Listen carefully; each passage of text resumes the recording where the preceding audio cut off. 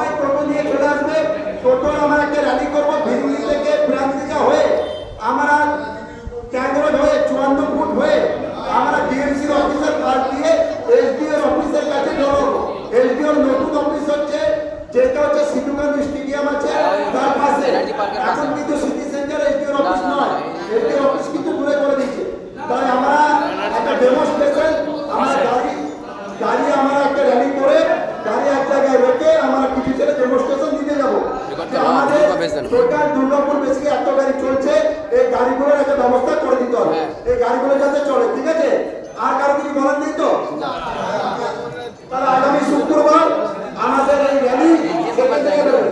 আরেকটা কথা সবাইকে বলার আছে, আপনারা যারা এখানে উপস্থিত হয়েছে আপনারা দয়া করে 10 টাকা করে দেবেন, কারণ আমাদের যে মাইক পাড়া যারা টোটোতে ছিল তাহলে 10 টাকা করে শেষ হবে। ঠিক আছে, 10 টাকা